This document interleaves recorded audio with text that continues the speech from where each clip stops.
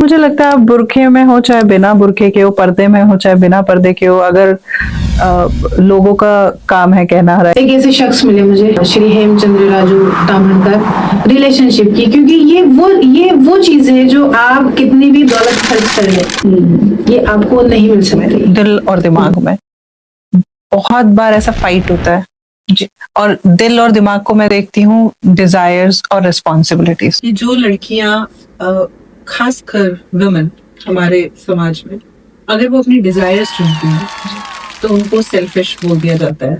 उन्होंने मेरे लिए इबादत का लफ्ज ही बदल कर रख दिया कि बेटा आपके लिए इंसानियत सबसे ऊपर होनी चाहिए। अपनी इच्छाओं को चुन रहा है और रिस्पॉन्सिबिलिटीज को नहीं नेग्लेक्ट करके उसको भी बैलेंस कर रहा है, तो उसको रिस्पेक्ट जरूर मिलनी चाहिए।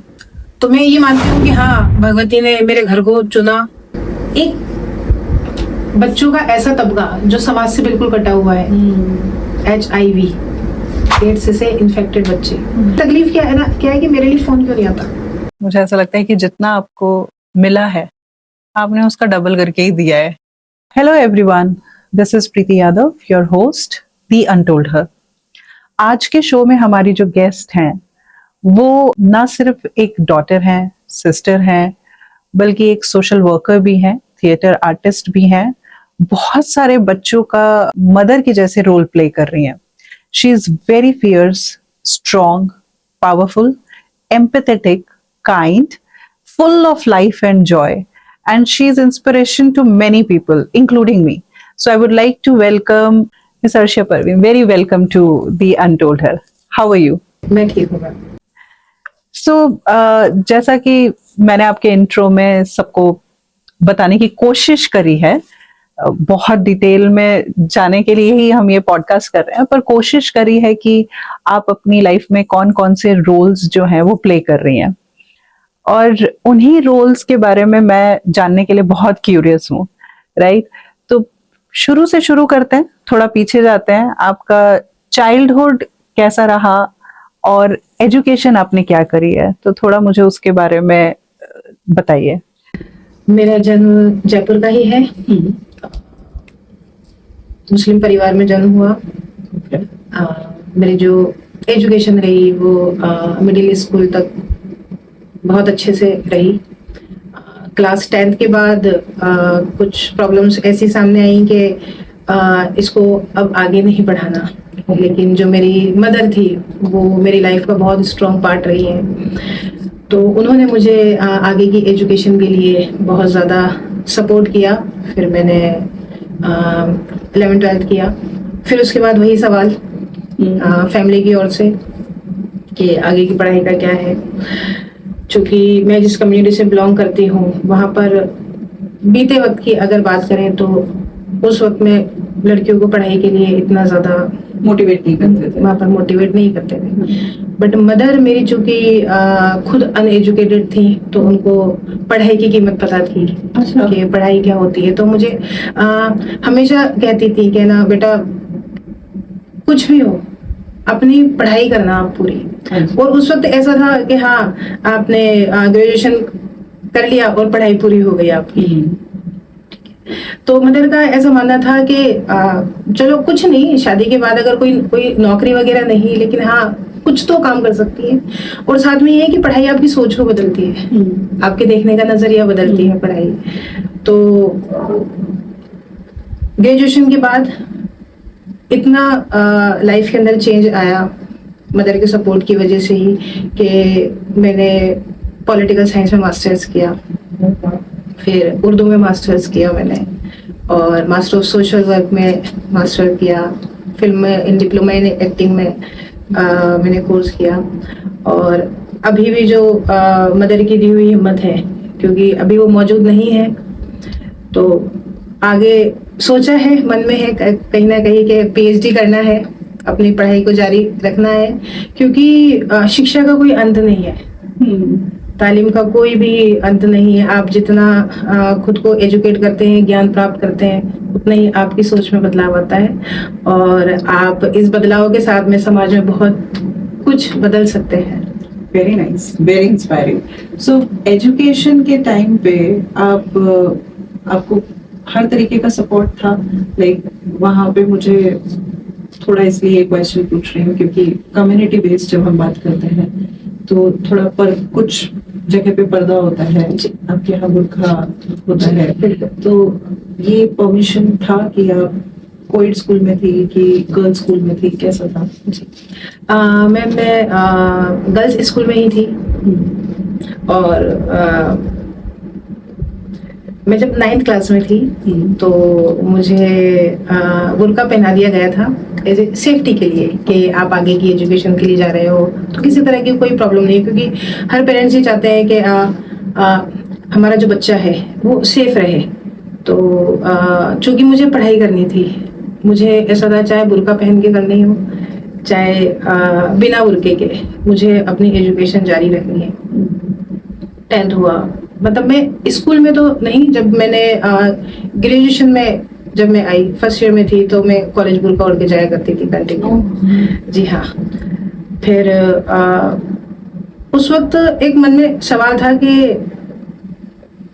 मुझे बुर्का क्यों पहनाया है।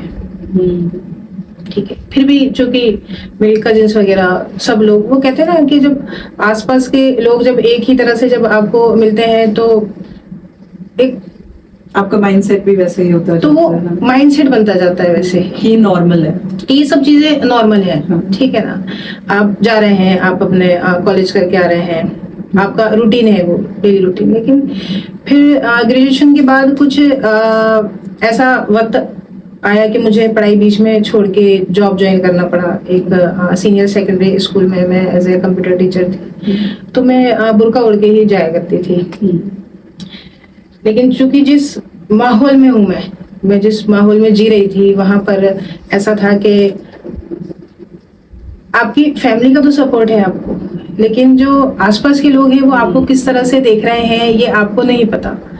क्योंकि कहते हैं ना कि आपकी फैमिली आपके साथ है, वो आपको आगे बढ़ने के लिए प्रेरित कर रही है, लेकिन बहुत सारे लोग हैं जो आपको पीछे खींचने के लिए भी खड़े हैं, उतने ही कोशिश में लगे हुए होते हैं। चूंकि मेरी मदर बहुत स्ट्रांग रही और फादर का मेरी पढ़ाई के लिए बहुत साइलेंट सपोर्ट रहा, तो मुझे ऐसा है ना लगा कि कुछ है जो चीजें मेरे अकॉर्डिंग नहीं चल रही हैं, कि मैं बुर्का पहनकर जा रही हूँ, जो मुझे जिम्मेदारियां दी गई हैं मैं वो निभाने की कोशिश कर रही हूँ। लेकिन कुछ लोगों का ऐसा कि ये पता नहीं कहाँ जा रही है बुर्का।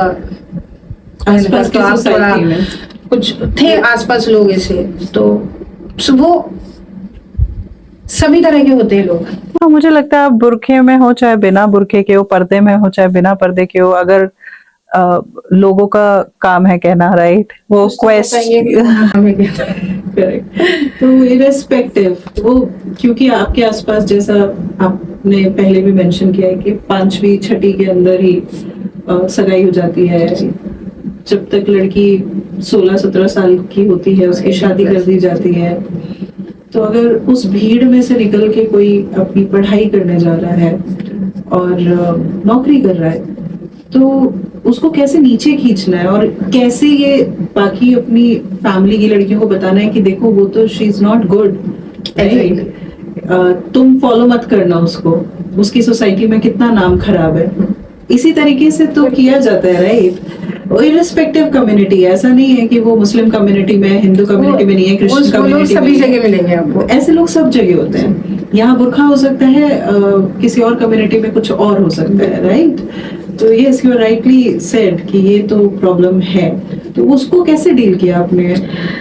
उस वक्त ना मुझे बहुत अंदर ही अंदर है ना ऐसा लगता था कि मैं अपना काम बहुत सही तरीके से कर रही हूँ, ठीक है, क्योंकि मेरा अपने मन पर बहुत कंट्रोल रहा है हमेशा से कि मैंने अगर कोई गोल सोचा है तो मुझे उस पर ही काम करना है। उस वक्त ऐसा था कि मुझे अपनी पढ़ाई भी करनी है और जॉब भी करना है।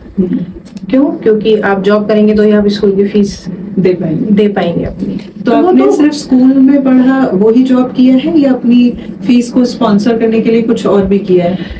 मैम स्कूल का भी था और प्लस चूंकि मेरी कम्युनिटी के अंदर आरी तारी का काम किया जाता है, कुछ स्लीपर जो डिजाइन होती है उनका काम किया जाता है, मोचड़ी बनाने का। ट्रेडिशनल वगैरह, कृतियाँ वगैरह, ठीक है।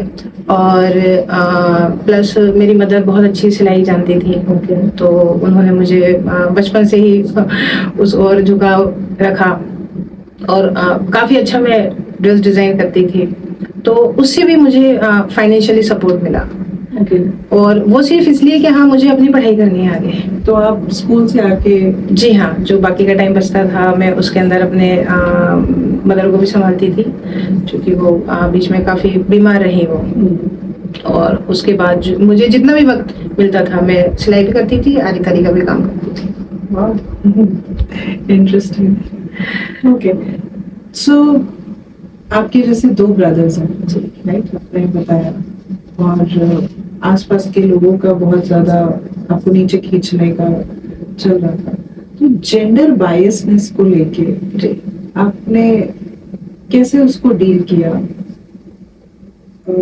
रिलीजन और जेंडर बायसनेस दोनों को कैसे हैंडल किया उस टाइम पे? बिकॉज जहां से मैं देखती हूँ उस टाइम आप खुद एक बहुत ही नेसेंट एज, जैसे इनोसेंट एज में थी, तो कभी रिबेलियस एटीट्यूड आया, या आपको लगा कि चुप रह के बस अपना करते जाओ, या कभी कभी गुस्सा आया, कभी किसी से कुछ कहा?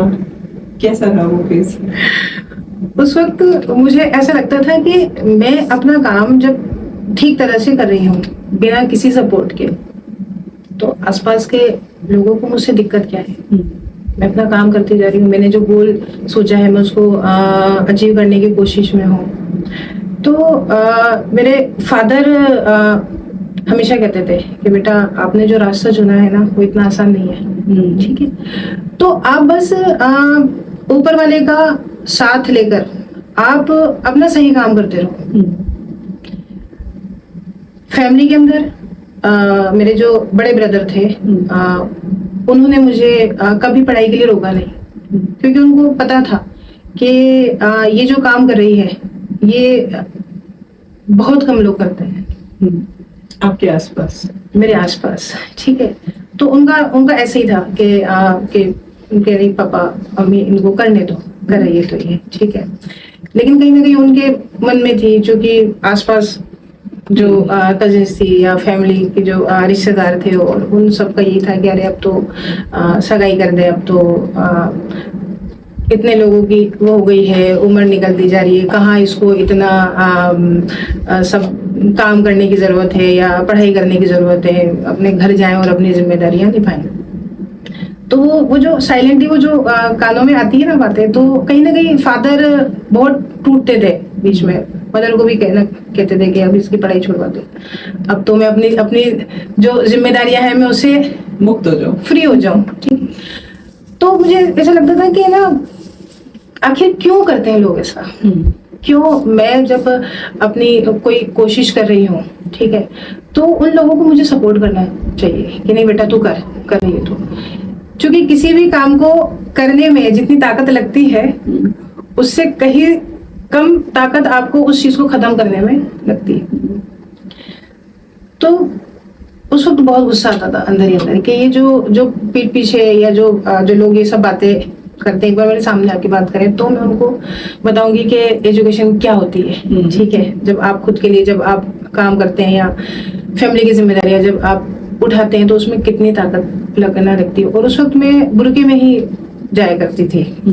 तो एक दिन इतना गुस्सा आया कि मैंने मदर को कहा, मैंने कहा ये जो लोग जो बातें करते हैं ना इसे कि बुर्का पहनकर कहाँ जा रही है, ठीक है ना, तो ये तो मेरे लिए सबसे बड़ी तहजीब है, ये तो मेरे लिए सबसे बड़ा पर्दा है कि मैं अपने पर्दे के अंदर रहकर अपना पढ़ाई कर रही हूँ, अपने स्कूल में पढ़ाने जा रही हूँ। फिर एक बार बहुत ज्यादा जब कुछ चीजें बढ़ गई कि मेरे फादर को भी बोलने लगे लोग, मेरी मदर को भी, तो उसके बाद फिर मैंने खुद से ही एक डिसीजन लिया और मदर को कहा कि मैं अब बुर्का पहन के नहीं जाऊंगी। अगर किसी को मुझ पर नजर रखनी है तो वो डायरेक्टली रख सकता है कि मैं कहाँ जा रही हूँ कहाँ नहीं, ठीक के, और वो डायरेक्ट आगे आके बता दें आपको कि आपकी बेटी को वहां देखा था, आपकी बेटी को यहाँ देखा था, तो वो ज्यादा मैं अच्छे से एक्सेप्ट कर सकती हूँ। ना कि ये कि कोई पीठ पीछे आके, मेरे पीठ पीछे आके कोई आपको बोल रहा है, वो चीज मैं बर्दाश्त नहीं कर सकती। तो जब बुर्का आपने बोला कि मुझे नहीं पहनना, आपकी मदर, फादर, ब्रदर्स किसी ने नॉर्मल लिया या कन्विंस किया या रिएक्ट किया, क्या उसका नहीं, इस पर किसी का नेगेटिव ऐसा नहीं था, रिएक्शन नहीं था कि इसको जबरदस्ती पहनाना है। ठीक है, तो उस वक्त चलो बुर्का नहीं, लेकिन फिर भी हाँ स्कार्फ वगैरह का यूज लेकर जा सकते हो, लेकिन जाना पर्दे में ही है आपको। अच्छा, ओके ठीक है, बुर्का नहीं स्कार्फ से ही ठीक है, मुझे मेरा काम करना है और वो मैं कैसे भी मुझे बस करना है वो। सो अर्शिया जी, मुझे थोड़ा बताइए कि आपकी लाइफ में कौन सा एक वो मोमेंट था जब लाइफ पूरी तरीके से चेंज होना शुरू हुई, टर्निंग पॉइंट जिसे हम बोलते हैं? मेरी लाइफ का टर्निंग पॉइंट था साल 2008। जब मैंने ग्रेजुएशन किया ही था और मेरा जॉब की ओर से ऐसा मन नहीं था कि मुझे जॉब करना है, लेकिन घर की कुछ कंडीशंस ऐसी थी कि मुझे जॉब ज्वाइन करना पड़ा, क्योंकि आगे की अगर मुझे एजुकेशन करनी है तो मुझे अपनी फीस खुद देनी पड़ेगी। तो वो मेरे लिए एक था कि हाँ मुझे अगर आगे की पढ़ाई करनी है और फैमिली को भी संभालना है तो मुझे अपना जॉब करना है। तो उस वक्त मैंने एक सीनियर सेकेंडरी स्कूल ज्वाइन किया जहाँ मैं कंप्यूटर पढ़ाया करती थी। ओके। उस वक्त मेरी लाइफ बहुत जद्दोजहद भरी हुई थी। मतलब कहते हैं ना कि आपकी लाइफ का एक ऐसा कुछ बदलाव आया, एक ऐसा चेंज आया जिसको आप नहीं समझ पा रहे हैं, क्योंकि मैं उस एज में 18+ एज थी मेरी उस टाइम।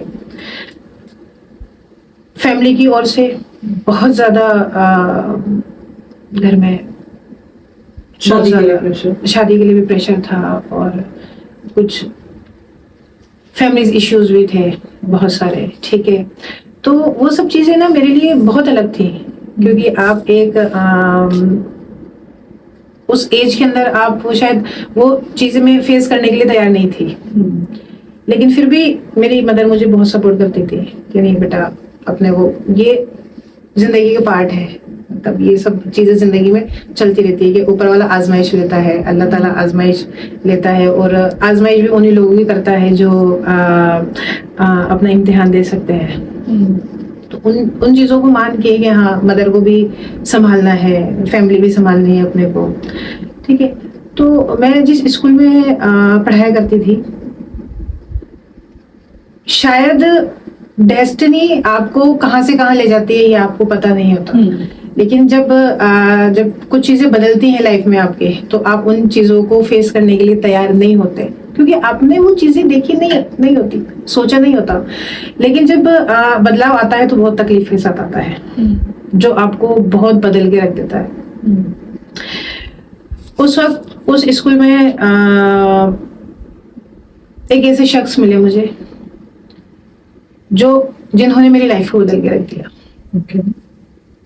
वो उस स्कूल में हिंदी पढ़ाया करते थे, हिंदी के टीचर थे, और प्लस कॉमर्स भी पढ़ाया करते थे, वो बिजनेस मैनेजमेंट। मुझे एक दुबली पतली काया के एक इंसान, ठीक है, क्योंकि मेरी उस वक्त इतनी ज्यादा नेगेटिव सोच थी कि हंसना क्या होता है ये मुझे नहीं पता था। नेगेटिव सोच मतलब माहौल की वजह से कि घर में इतनी सारी सब परेशानियां, तो हंसना क्या है मन से। घर में किस तरीके की परेशानियां थी? फाइनेंशियल बहुत क्राइसिस आए। मेरे जो फादर थे उनका बिजनेस बहुत अच्छा सेट था, लेकिन वो कहते हैं ना कि बहुत सारी चीजें बदलती हैं, तो उनको सडनली चाचा बाबा की कुछ जिम्मेदारियां थी, क्योंकि चाचा की थोड़ी तबीयत खराब हो गई थी, तो उनको अपना सारा काम काज छोड़ के उनकी जो बीमारी थी उनकी और उनका सारा ध्यान आ गया। तो जो सैड बिजनेस था वो बिल्कुल धीरे धीरे खत्म होने लगा। इतना हुआ कि उनका फैमिली की ओर से बिल्कुल ध्यान हट गया कि बीवी है या बच्चों को संभालना है, वो डेस्टिनी ने उनके लाइफ में जो चीजें तय कर रखी थी वो उसके फ्लो में वो अपना काम कर रहे थे वो, ठीक है। क्योंकि उन्होंने भी मेरे जो फादर रहे उन्होंने बचपन में जब दादाजी गुजर गए थे तो उन्होंने ही सारी जिम्मेदारियां संभाली, बुआ की शादी वगैरह है या और घर खरीदना है और दूसरी चीजें हैं। तो वो कहते हैं ना कि एक जिम्मेदार इंसान जब अपनी जिम्मेदारियां निभाता है ना तो वो बहुत शिद्दत से निभाता है वो। तो जब उनकी लाइफ में जब ऐसा क्राइसिस आया तो उसका असर बहुत पड़ा हम पर, ठीक है। और मेरा ये था कि मुझे आगे की पढ़ाई करनी है और साथ में अपनी मदर को भी जो बीमार थी उनको भी संभालना है।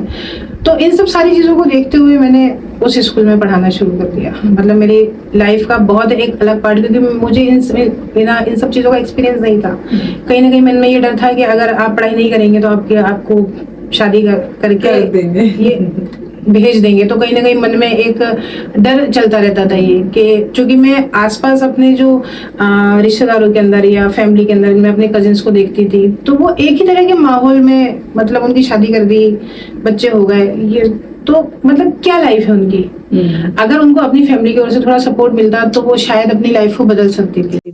तो एक जने की सोच जी कितनी लाइव्स को चेंज कर देता है। जी। आपकी मदर की थोड़ी डिफरेंट सोच थी। आसपास में जितनी फीमेल्स उनकी थी, बहुत हिम्मत चाहिए उस टाइम पे अपने कानों को बंद करने के लिए जी। कि मैं वही करूंगी जो मुझे अपने बच्चे के लिए ठीक लगता है। जहां पे लोग आपके आसपास 5th में 6th में एंगेजमेंट कर देते हैं, मेरे ख्याल से लड़की 13-14 की होते होते शादी कर देते हैं।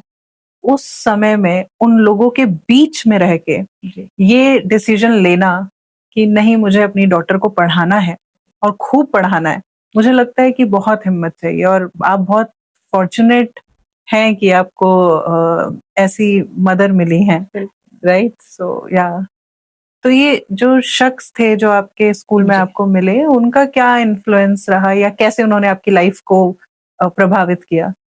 मैं जब उन सर से जब मैं स्कूल में मिली, क्योंकि मैं बहुत कम मेल पर्सन से बात करती थी क्योंकि मेरे घर का माहौल नहीं था। इवन मैं अपने फादर से भी खुलकर बात नहीं कर पाती थी, अपने ब्रदर से, फादर से। मदर से बहुत ज्यादा जुड़ाव था क्योंकि हर एक लड़की अपनी मदर की ओर ज्यादा झुकाव रहता है।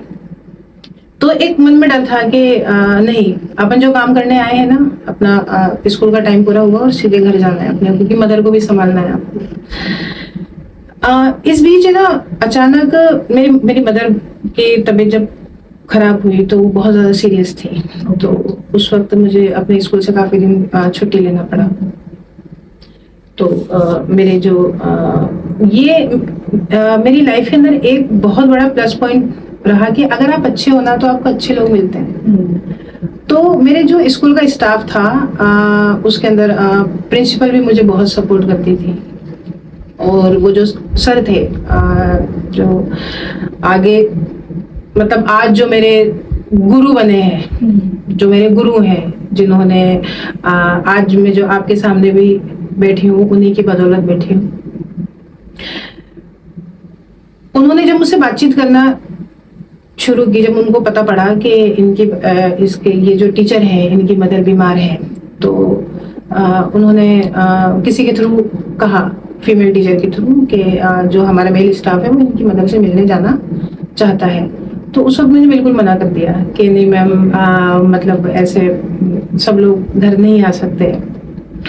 जब उनको ऐसा है ना लगा कि बच्ची बहुत ज्यादा परेशान है, अपनी फैमिली की भी जिम्मेदारी ना संभाली, स्कूल भी पढ़ाने आती है, सारा सब। तो उन्होंने मुझे एक दिन कहा कि बेटा इधर आओ। मैंने कहा जी सर, के ना बेटा मदर की तबीयत कैसी है? मैंने कहा सर ठीक है, अस्पताल में एडमिट है, कि मैं मिलने आना चाहता हूँ मदर से हॉस्पिटल, कोई दिक्कत थोड़ी है।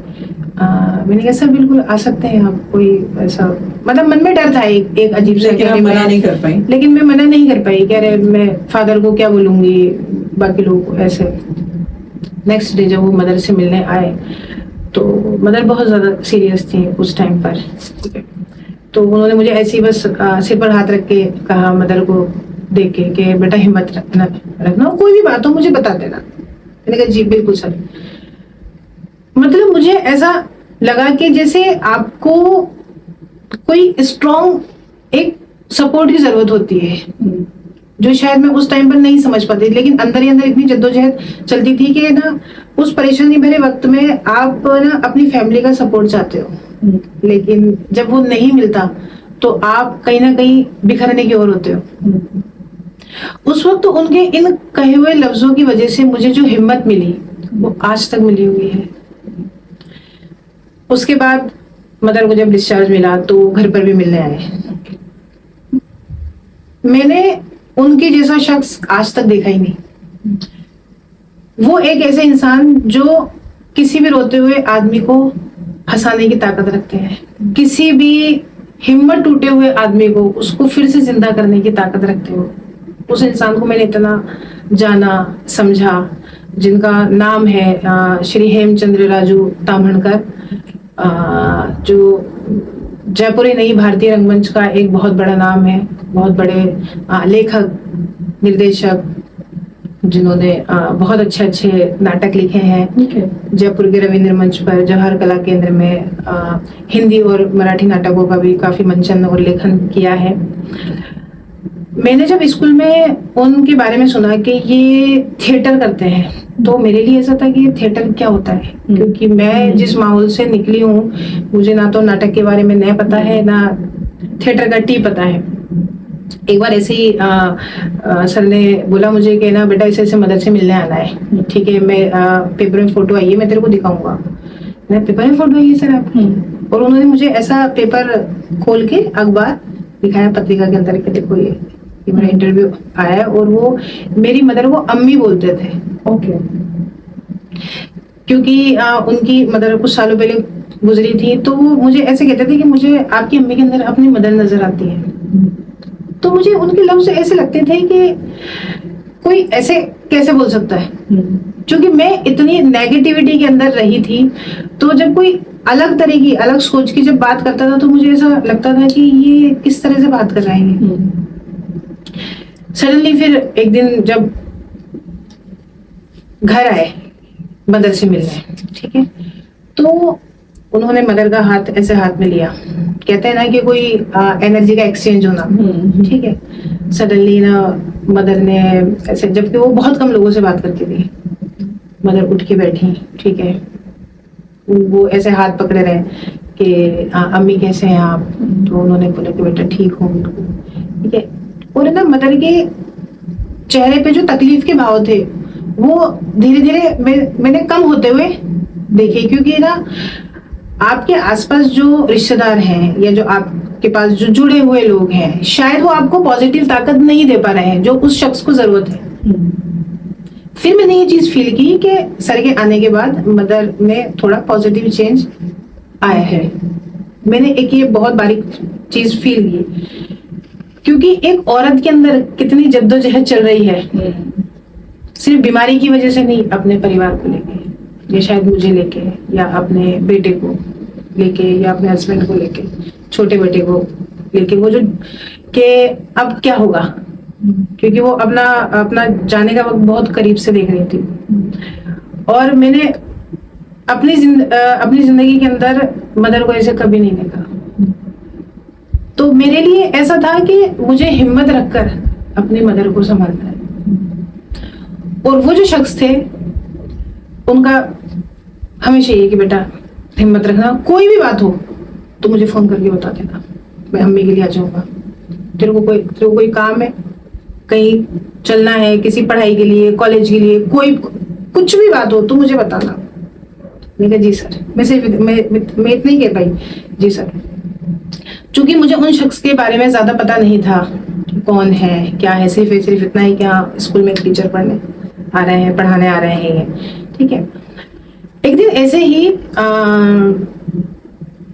बोर्ड एग्जाम चल रहे थे, ड्यूटी थी, मॉर्निंग और इवनिंग की 2 ड्यूटी लगती थी। तो उसमें ऐसे ही एक बार मैंने सर को दोपहर के खाने में चाय बिस्किट खाते हुए देखा।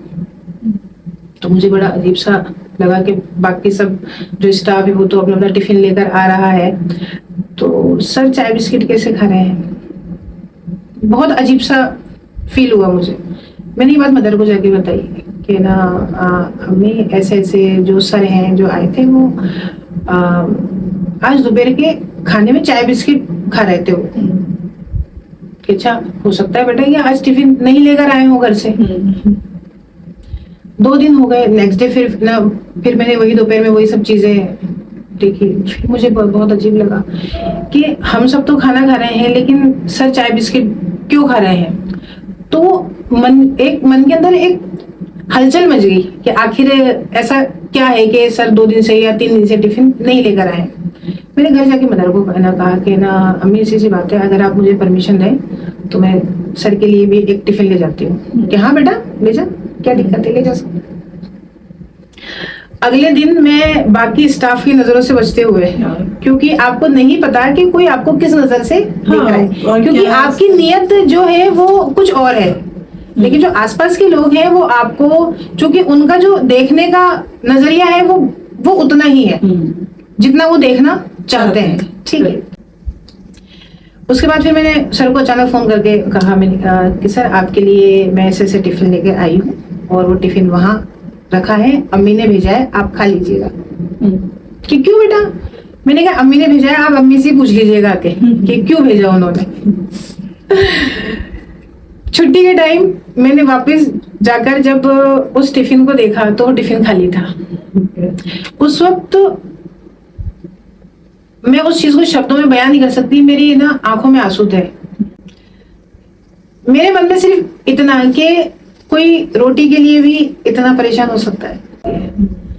तो वो दिन था और आज शायद वो गुरु मेरे समक्ष नहीं है, मेरे सामने नहीं है। वो ईश्वर के चरणों में लीन हो चुके हैं। वो अभी 6 महीने पहले ही। उस दिन से लेकर और उनके आखिरी पल तक मैंने कभी उनका साथ नहीं छोड़ा। और बहुत लोग थे जब मैं उनके साथ जुड़ी, जब मुझे उन्होंने एक दिन अचानक आकर कहा कि ना बेटा तू सिलाई जानती है ना? जी सर। तो मदर को कहा कि मैं इसके लिए काम लेकर आऊंगा, सिलाई करती है ये तो स्कूल के बाद, कि मेरे ऐसे कुछ नाटक हैं जिसके अंदर इसको कुछ स्टिचिंग करनी है, कि मैं इसको कुछ डिजाइन बता दूंगा, उसको उसके अकॉर्डिंग कर देना है। मैंने कहा ठीक है कर दूंगी। So, ये मोमेंट था जब आप थिएटर के अंदर एंटर गए? जब मैं बस कहीं जा रही थी मैं, या मैं ये कहूँ कि वो उस तरह के शख्स थे जो मुझे कहीं पर ले जाने की उन्होंने कोशिश शुरू कर दी थी। तो मैं वो जो अपने कॉस्ट्यूम डिजाइन करती थी, तो ऐसे ही मैंने उनके नाटक की कॉस्ट्यूम डिजाइन की। तो अगले दिन उनकी टीम के लोग मुझसे मिलने आए। अच्छा। ठीक है, थैंक यू बोलने, क्योंकि मैंने उस स्टिचिंग के लिए सर से पैसे नहीं लिए थे। मैंने कहा नहीं सर, अरे मैंने कहा सर ये तो छोटा सा काम है। मैंने कहा कोई नहीं सर, मैं क्या पागल है क्या? मैंने कहा नहीं सर। मैंने कहा आप चूंकि आप मेरी मदर को अम्मी बोलते हैं तो आप मेरे लिए क्या हुए ये मैं आपको शब्दों में नहीं बता सकती।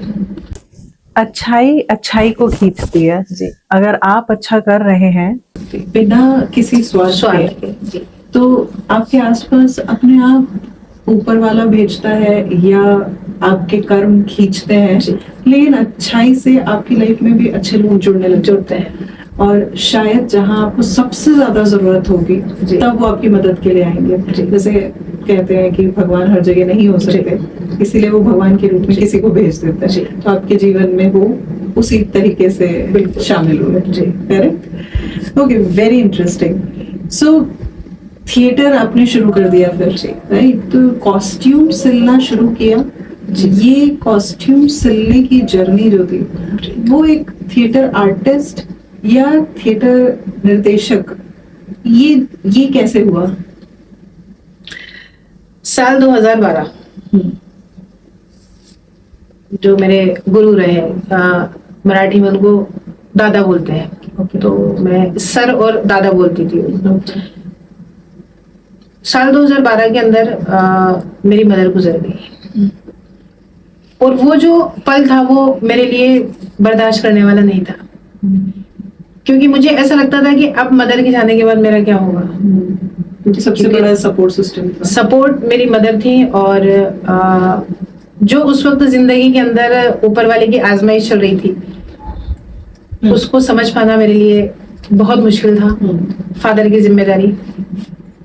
और कहते हैं ना कि आपको मानसिक रूप से समझने वाला कोई होना चाहिए कि आपके अंदर क्या जद्दोजहद चल रहा है, क्योंकि हर कोई आपको फाइनेंशियल सपोर्ट कर देगा, कोई आपको फिजिकली सपोर्ट कर देगा, लेकिन मेंटली और इमोशनली जो आपको सपोर्ट करता है वो सबसे ज्यादा ताकतवर सपोर्ट है। तो मैं शायद बहुत सारी चीजें जो समझ नहीं पा रही थी, और वो उस वक्त 55 प्लस एज में थे गुरुजी, और उन्होंने जिंदगी का बहुत बड़ा एक्सपीरियंस लिया है। तो वो कहीं ना कहीं उनको ये था कि अगर इसको नहीं संभाला इस बच्ची को, तो ये बच्ची बिखर जाएगी, क्योंकि जो आसपास का जो समाज है इसका, वो इसको खत्म कर देगा। तो जब गुरुजी जब मदर से मिलने आते थे तो फादर से भी काफी अच्छी बॉन्डिंग हो गई थी, बड़े ब्रदर के साथ काफी अच्छी बॉन्डिंग थी। आसपास के लोग क्या सोच रहे हैं उनसे उनको कोई फर्क नहीं था, क्योंकि वो कंटिन्यू मदर से मिलने आया करते थे। शायद वो अपनी मदर को खोजते थे, देख पाते थे वो मेरी माँ के अंदर। मदर के जाने के बाद उन्होंने मुझे बहुत ताकत के साथ में वो थिएटर की ओर लेकर आए कि बेटा तू थिएटर की ओर अपन नाटक करते हैं। मैंने कहा सर मैं ये सब चीजें नहीं कर पाऊंगी, क्योंकि मैं जिस माहौल के अंदर हूँ मेरे लिए ये प्ले करना, ये नाटक करना, ये बहुत मुश्किल है। कि आपको नाटक नहीं करना, आपको जो काम आते हैं मुझे उसको किस तरह से इस्तेमाल लेना है। आपको कॉस्ट्यूम, अगर कॉस्ट्यूम का काम आता है, मैंने कहा बिल्कुल सर, कि और क्या काम कर सकती है। मैंने सिर्फ बैक स्टेज के सारे काम कर लूंगी मैं। उस वक्त मुझे बैक स्टेज का मतलब भी नहीं पता था। मैंने कहा सर आप कहेंगे कि लाइट लगानी है, चढ़ के मैं लाइट लगा दूंगी, कपड़े सिल दूंगी मैं, सफाई करनी है कर दूंगी मैं, ठीक है, मेकअप करना है कर दूंगी जितना मुझे आता है। मैं ऑन स्टेज नहीं आ सकती कि मत आ तू तो चल, ठीक है। स्क्रिप्ट पढ़ सकती है, जब रिहर्सल करते हैं तो आपको ओरिजिनल स्क्रिप्ट के अंदर आपको प्रॉम्प्टिंग करनी होती है, कि जो रिहर्सल चल रही है, जो सामने आर्टिस्ट रिहर्सल कर रहे हैं उनकी प्रॉम्प्टिंग करनी है, आप देखना है। तो मैंने कहा हाँ सर ये तो मैं काम कर लूंगी। वो कहते हैं ना कि जब कोई आपको तराशा होता है ना, आपको पता नहीं पड़ता कि कोई पत्थर को तराशता कैसे। अब जाके मुझे ये चीजें समझ में आती है कि हाँ कोई मुझे बहुत बहुत बारीक, बहुत नाजुक तरीके से तराश रहा था, क्योंकि वो कहते हैं ना कि जोहरी को हीरे की परख होती है। लेकिन मैंने हमेशा खुद को पत्थर माना था। फिर आज ये चीजें जब मैं सोचती हूँ कि हाँ एक पत्थर को तराश कर उसको मूर्त रूप देना, जो कहते हैं कि हाँ पूजा योग्य बनाना, वो भी तो एक मूर्तिकार ही करता है। तो किसी के जीवन को बहुत ही सौम्य तरीके से तराश कर कि उसके अंदर क्या खूबी है, ये एक अच्छे गुरु की पहचान होती है। और उसमें कोई जेंडर नहीं होता। मेरे गुरु ने मेरे को हमेशा एक ही बात सिखाई कि बेटा आपने जब रंगमंच में जब आप आ ही गए हो तो एक बात ध्यान रखना, रंगमंच के अंदर कोई भी जेंडर नहीं है। अच्छा। ना कोई जात है, ठीक है। रंगकर्मी सिर्फ रंगकर्मी होता है। और अगर कोई आपके अंदर ये फर्क कर रहा है कि आप लड़की हो, लड़का हो, या आप किसी दूसरे धर्म से हो, तो वो रंगकर्मी नहीं है। तो आपके गुरु हिंदू धर्म से थे? मेरे गुरु महाराष्ट्र ब्राह्मण रहे हैं, और वो अपनी जीवन यात्रा के अंदर जो उन्होंने अपने जीवन के अनुभवों से सीखा, वो जब बातें करते थे तो वो बिल्कुल मेरी मदर की तरह बात करते थे। थॉट प्रोसेस बहुत बहुत अलग था, जो मेरे लिए बहुत अलग चीज थी। लेकिन आपकी मदर और उनका सेम था? उनका सेम था, क्योंकि मेरी मदर बहुत स्पिरिचुअल थी। वो मुझसे बहुत अलग तरह की बात करती थी। जब मैं उनसे सवाल पूछती थी कभी अकेले में कि ना अम्मी हमारी जिंदगी में इतनी तकलीफें क्यों है, तो कहती थी ना बेटा ऊपर वाला उसी को ताकत देता है आजमाने की जो वो ताकत रखता है, उसे तकलीफें देता है, और वो उसे ही तकलीफें देता है वो जो उससे लड़कर बाहर निकल सकता है। तो ये भी आजमाइश का टाइम है। फिर मैं उनसे एक सवाल पूछती थी कि हमें बाकी लोग संभालते क्यों नहीं है, जो हमारे अपने हैं, रिलेटिव्स, जो है रिश्तेदार। और जबकि मेरे जो फादर थे वो सभी वो बहुत ज्यादा सपोर्ट करते थे, तो आज अपना जब मुश्किल भरा वक्त है तो वो सब लोग कहाँ हैं। तो एक ही बात बोलती थी कि ना बेटा देख ये इंसान है, इन लोगों से उम्मीद मत करो आप, कि आपको उम्मीद करनी है ऊपर वाले से, उस अल्लाह ताला से, कि और वो खुद नहीं आएंगे, वो ऐसे इंसान को आपके पास भेजेंगे, ऐसा जरिया बनाएंगे आपको उस इंसान तक पहुंचने का कि आप उनसे अचानक ही मिल जाओगे और वो आपकी लाइफ में इतना बदलाव लेकर आएंगे कि आप खुद नहीं सोच पाएंगे। तो मेरी जिंदगी में शायद वो शख्स ऐसे थे, मेरे गुरु, जिसने, मैं ये मानती हूँ कि डेस्टिनी ने मुझे उनसे मिलवाया, क्योंकि जो नियति तय करती है ना, वो आपके लिए ज्यादा अच्छा होता है। सो अर्शदी, थिएटर में आपका एक्टिंग और डायरेक्टरशिप में कैसे एंट्री हुआ? जैसे मैंने आपको बताया, मैं जब थिएटर में, जब मुझे दादा ने जोड़ा, तो मुझे सिर्फ बैक स्टेज करना था। ठीक है, मैं ये मान के चलूं कि बैक स्टेज पैशन था मेरा, और अभी भी है। ओके। कि अगर कोई मुझे कहे कि आपको एक्टिंग करनी, एक्टिंग नहीं, बैक स्टेज का सारा काम करवा सकते हैं आप मुझसे। साल दर साल बहुत सारी, जब नेशनल्स में जाया करते थे, तो लाइट डिजाइन, कॉस्ट्यूम डिजाइन के लिए जब मुझे प्राइज मिलने लगे थिएटर कॉम्पिटिशन्स के अंदर, तो हिम्मत आई और दादा का सपोर्ट कि नहीं बेटा, तू काम कर, बस काम करती जा, ये मत सोच क्या मिलेगा, करती जा बस काम। और मेरे लिए ऐसा था कि दादा ने अगर बोला है तो वो पत्थर की लकीर है, कर्म करते जाओ, कर्म करते जा बस तू, ठीक है। और मेरा थॉट, मतलब सोच भी देती यही कि जो अब अगर आपको ऊपर वाले ने किसी लाइन पर जोड़ा है तो आप काम करते जाओ। और उस वक्त मैं पढ़ाई भी करती थी स्कूल में, तो जो 2 बजे के बाद का टाइम था, फिर शाम को रिहर्सल्स, थिएटर वगैरह ये सब चलता था कंटिन्यू। धीरे धीरे दादा ने कुछ सालों बाद मुझे प्ले डायरेक्शन के जो कुछ गुर होते हैं, वो उन्होंने मुझे सिखाना शुरू किया कि बेटा, और उन्होंने मुझे एक चीज बताई कि जो सबसे अच्छा बैक स्टेज का काम संभाल सकता है ना, वही बहुत अच्छा डायरेक्टर बन सकता है। ओके। और जिसने बैक स्टेज कर लिया, उसके लिए ऑन स्टेज आना मुश्किल नहीं है। लेकिन मुझे ऑन स्टेज आना नहीं था। दादा ने बोला कि बेटा आपको स्ट्रीट प्ले का डायरेक्शन करना है। मैंने कहा ठीक है सर, लेकिन मैंने कहा दादा आप बताएंगे, क्योंकि मुझे उतना वो सब नहीं आता। तो उन्होंने जो कुछ चीजें सिखाई डायरेक्शन की, उन्होंने मुझे बहुत बारीकी से, मैंने उन पर काम करना शुरू किया अपने टीम के लोगों के साथ में, बच्चों के साथ में। फिर जब डायरेक्शन के लिए जब मुझे प्राइज मिला, तो उस वक्त दादा की आंखों में आंसू थे। स्ट्रीट प्ले के लिए जब प्राइज मिला, तो उन्होंने फिर मुझे प्ले के डायरेक्शन के लिए कमान दी उन्होंने कि अब तो स्टेज प्ले जो है उनकी अब आप जिम्मेदारी संभाले। उस वक्त मेरी टीम में बहुत अच्छे लोग मुझे मिले। वो कहते हैं ना, आप अच्छे हैं तो आपको अच्छे लोग करेक्ट मिलेंगे। तो इस तरह से उन्होंने जो मुझे तराशना शुरू किया कि इसके अंदर निर्देशक के बहुत गुण है, तो ये बहुत अच्छा काम कर सकती है। और जयपुर के साथ साथ भारत भर के अंदर आज आपके काम से आपको जब लोग पहचानते हैं, तो उससे बहुत ज्यादा खुशी मिलती है। और अभिनय के अंदर मैं बहुत मजबूरी में आई। ओके। एक्चुअल में एक बार टीम को नेशनल में जाना था, तो जो लेडी आर्टिस्ट है उसका अचानक, चूंकि वो कोटा की थी, अचानक उनको घर जाना पड़ा, कुछ जब इमरजेंसी हुई, और हमें 7 दिन बाद कंपटीशन के लिए निकलना था। तो उस वक्त ऐसा था माहौल टीम के अंदर के जो बाकी लोग तैयारी कर रहे थे कि अब टीम का जाना कैंसिल है।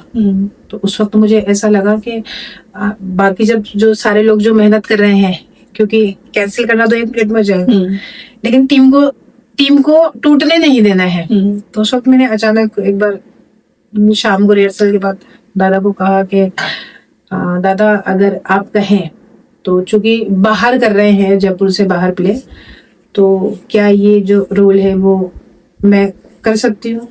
उस वक्त एक और आर्टिस्ट साथ में थे, वो दोनों सुन के ऐसे चौंके कि मैम आप ये, मैंने कहा हाँ सर, चूंकि बाहर है और मैं ये एक बार करूंगी बस, इसके बाद फिर मैं नहीं करूंगी, और रिहर्सल जो है वो आप करवाएंगे। क्या बेटा कर, मतलब उस वक्त जो आपने डिसीजन लिया और जो 7 दिन की जो रिहर्सल हुई, उसके बाद जब नेशनल के अंदर जब वो प्ले खेला गया तो उसके अंदर मुझे एक्टिंग का 3rd प्राइज मिला, वाह। फीमेल कैटेगरी के अंदर। उस वक्त ऐसा था जब स्टेज से जब नाम अनाउंस हुआ तो मैं बिल्कुल ऐसे दादा का हाथ पकड़ के बैठी हुई थी। दादा से बोला, अरे जाना, वो बुला रहे हैं स्टेज के ऊपर। मैंने नहीं था, आपके बिना नहीं जाऊंगी मैं। तो वो जो अपना प्राइज भी मैं जब लेने गई तो दादा के साथ ही मैं उस प्राइज को मैंने हाथ में लिया और ऐसे किसी दादा को कि दादा ये आपके विश्वास की जीत है ये। तो उस वक्त ऐसा लगा कि हाँ, ऑन स्टेज भी मैं आगे परफॉर्म कर सकती हूँ। लेकिन मैंने उसके बाद भी मैंने बैक स्टेज को नहीं छोड़ा।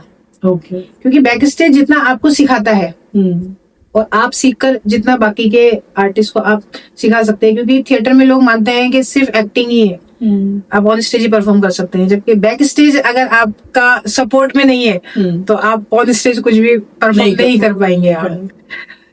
सो क्या अचीवमेंट्स रहे आपके थिएटर में? दादा का एक लिखा हुआ है प्ले जिसका नाम है प्रहरी। प्रहरी जी। वो इंडिया और पाकिस्तान बॉर्डर पे जो सैनिक तैनात हैं उनकी मनोव्यथा पर लिखा हुआ है कि साल दर साल सालों से जो युद्ध नहीं हो रहे हैं लेकिन फिर भी वो अपनी ड्यूटी वहां पर उसी ताकत के साथ निभा रहे हैं। तो इंडिया पाकिस्तान बॉर्डर पर जो सैनिक सालों से तैनाती कर रहे हैं, सरहद की रक्षा कर रहे हैं, तो क्या वो लोग आपस में बात नहीं करते होंगे? अच्छा। क्या उनके इमोशंस नहीं होंगे? माना फौजी सबसे पहले फौजी होता है लेकिन वो एक इंसान भी तो है। तो उसके ऊपर लिखा हुआ बड़ा खूबसूरत नाटक था। उसके डायरेक्शन के बाद मैं नहीं रुकी। फिर वो प्ले का डायरेक्शन आपने किया था? जी हाँ मैम, उस प्ले का डायरेक्शन दादा ने मुझे जिम्मेदारी दी और उसमें बहुत बहुत अच्छे अच्छे आर्टिस्ट ने काम किया जो साथ में आज वो मुंबई के अंदर काफी अलग अलग फील्ड में काम कर रहे हैं वो लोग। उस प्ले की डायरेक्शन ने मुझे पूरे भारत भर के अंदर पहचान दिलाई। ओके जी। और उस प्ले की 30 से ऊपर प्रेजेंटेशन ऑल ओवर इंडिया में अलग अलग नेशनल कंपटीशन और फेस्टिवल के अंदर कर चुकी हूँ, चाहे वो शिमला हो, मुंबई हो, करनाल है। बहुत सारी ऐसी जगह हैं जहां वो पूरे भारत भर के अंदर उस प्ले को बहुत प्यार मिला है और उस प्ले से ही मुझे अपना नाम मिला है। ओके। इसके अलावा एक शंकर शेष जी का लिखा हुआ नाटक है, नाटक रक्त बीज, जिसके अंदर फीमेल कैरेक्टर का निभाने का जो मुझे मौका दिया। अच्छा। डायरेक्शन गुरुजी का ही रहा उसके अंदर। उस प्ले के अंदर जो कैरेक्टर है फीमेल का, उसने मुझे अभिनय के अंदर पहचान दिलाई भारत के अंदर कि ये डायरेक्शन के साथ साथ मैं एक्टिंग के अंदर भी बहुत कुछ अच्छा करने की अभी भी कोशिश जारी है और उसके लिए मुझे काफी प्राइज मिले, अवार्ड भी मिले मुझे। तो बस अभी ये यात्रा जारी है ऐसी। सो अर्षा जी, मुझे थोड़ा बताइए, एक मन और दिमाग में, दिल और दिमाग में बहुत बार ऐसा फाइट होता है जी। और दिल और दिमाग को मैं देखती हूँ डिजायर्स और रिस्पॉन्सिबिलिटीज से। Responsibilities is fully driven by mind, brain, and desires are completely driven by heart, right? तो उसमें क्या आपकी जद्दोजहद रही? कैसे आपने बैलेंस किया? कौन सी डिजायर्स थी जो आपको मारनी पड़ी बिकॉज ऑफ योर रिस्पॉन्सिबिलिटीज?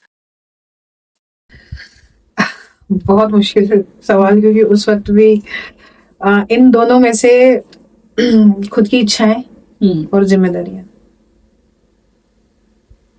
एक लड़की के लिए इन दोनों में से जब वो चुनती है ना, आम लड़कियों की अगर बात करूं, मेरी लाइफ से अगर अलग, तो बहुत सारी अपनी इच्छाएं ही चुनती है।